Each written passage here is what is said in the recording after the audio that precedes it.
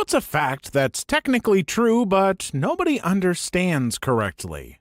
Story 1. 100% of all people die within 6 months of their birthday. Lies. People with a birthday on February 29th don't.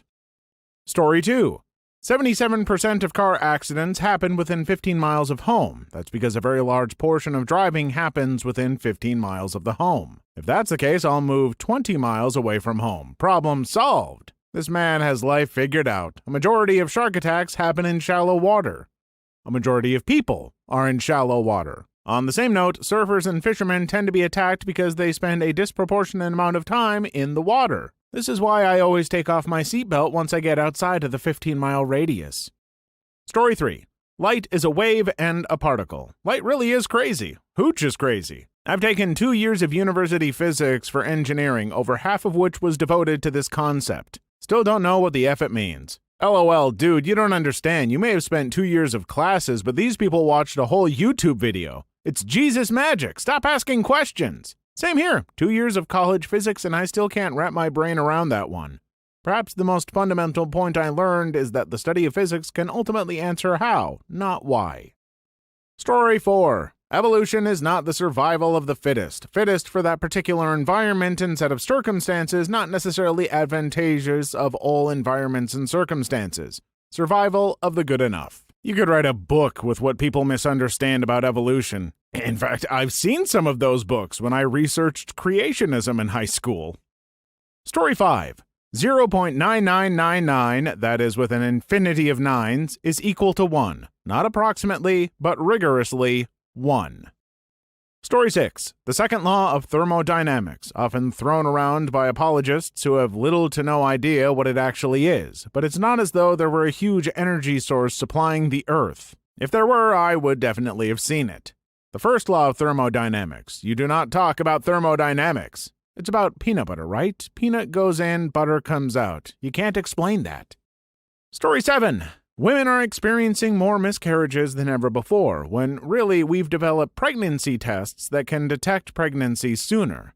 What was just a few days late on their period for women 20 plus years ago is now a detectable pregnancy. Same with breast cancer. We've increased early detection, but women aren't living longer. They're living the same amount of time, but knowing they have cancer for a longer time. However, the percentage of deaths due to cancer is higher than ever before. This is simply due to diseases and other easily preventable causes being less common. Well, something has to kill them.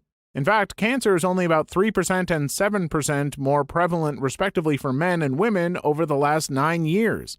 Slightly outdated UK source grabbed from Google. Average lifetime expectancy of both genders is actually still rising globally, even discounting infant mortality. Another fun fact, breast cancer only accounts for about 30% of all incidents and is one of the most easily treatable and detected. I don't really get why it's so disproportionately in the public eye. Oh wait, for-profit charities. Story 8. It is possible to make every correct move in a game and still lose. In what game, for example? In solitaire, you can be dealt unwinnable games. Ugh, solitaire is barely a game in my book. If anything, it's a way to pass time slightly more efficiently than just muttering to yourself. Please like and subscribe if you've made it this far. I hope you'll enjoy the rest of the video and have a wonderful day. Story 9. A lady spilled hot coffee in her lap at McDonald's and then sued the company and won $2.9 million. Everybody now thinks it's easy as hell to sue and get big money. Lots of people think the court system and our laws are all effed up. I am an attorney and defend medium and small businesses against liability suits of all types. People sue over trivial stuff all the time hoping to cash in. Most of the time they get their case dismissed or they get a nominal settlement after they've invested tons of time and effort in their case and gotten exhausted and frustrated to the point that they just want out of the case already. Also, most folks don't know it, but the McDonald's restaurant where the injury happened screwed up by ignoring many complaints that their coffee was literally boiling and burning people.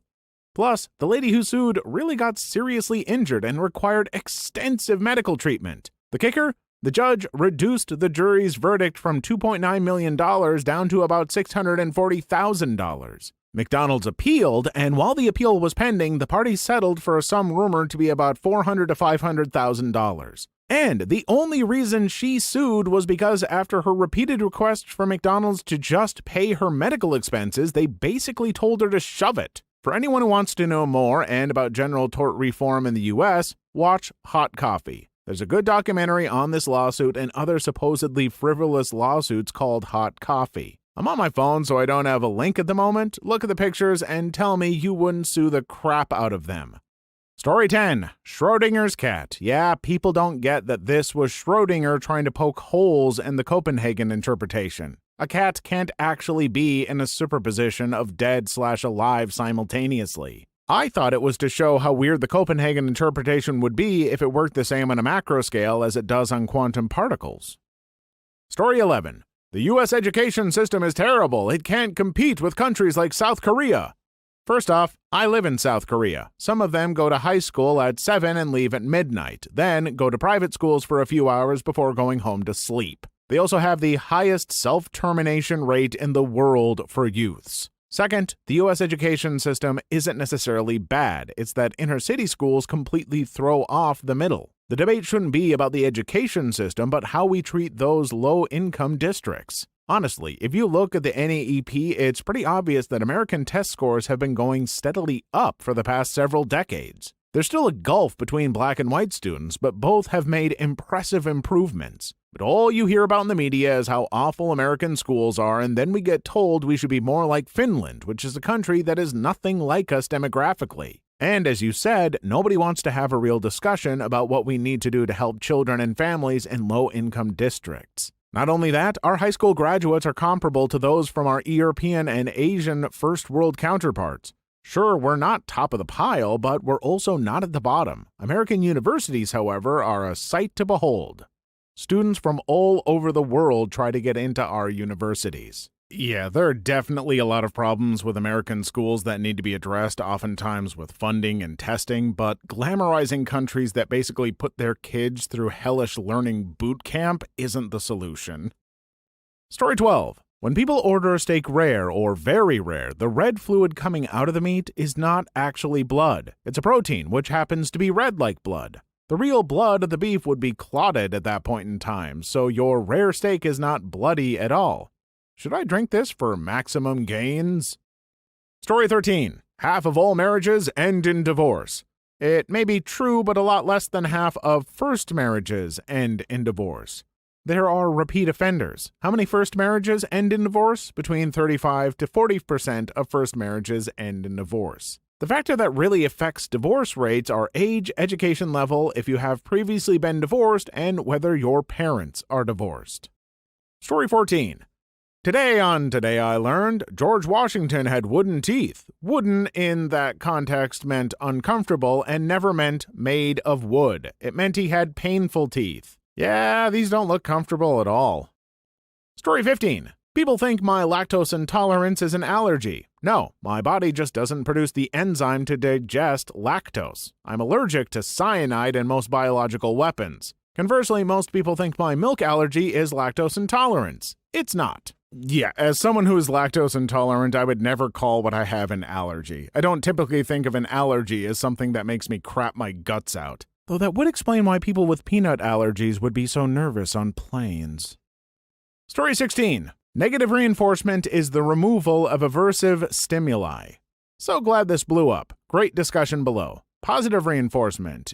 Addition of pleasant stimuli to increase likelihood of behaviors. Negative reinforcement. Removal of negative stimuli to increase likelihood of behavior. Positive punishment. Addition of unpleasant stimuli to decrease likelihood of behavior. Negative punishment. Removal of pleasant stimuli to decrease likelihood of behavior. Also, that the opposite of positive reinforcement is not negative reinforcement, but punishment. Story 17. Glass is a liquid. Glass is a solid. I'm a physicist who studied non-Newtonian fluids. The best answer is, it depends on what question you're asking. There are very excellent situations where it makes more sense to group it with liquids, like when you're talking about some of the rheological flow properties of the material. And there are very excellent situations where it makes more sense to group it with solids, like when you want to know if your glass bowl will hold your soup. If you want to be even more accurate, you'll stop talking about it as being exclusively a solid or exclusively a liquid, since the idea that there are only 3 or 4 types of matter is overly simplistic. Your shaving foam is not exclusively a solid nor exclusively a liquid. It's complex. Your body is not exclusively a solid nor exclusively a liquid. It's complex. Story 18. That there are more slaves in the world today than at any prior time in history. In terms of absolute numbers, this is correct. Percentage-wise, there are far fewer. Just out of curiosity, since I was sort of aware of this fact already, but where are all the slaves? Mostly South Asia and Africa, though human trafficking occurs in nearly all low and middle income countries. Story 19. I don't have to agree with you in order to understand you. For whatever reason, political conversations always seem to forget this fact. I'm pretty sure the logic goes, if he doesn't agree with me, he must not understand me, because if he understood my point, he would agree with my conclusion. This is why I avoid talking about politics too much anymore. I get more than enough people mad with me by making jokes or not thinking through all the comments I make on this channel. Yes, certain uptight commenters, I'm sorry I dared to joke about granny infidelity. Truly the world is falling apart.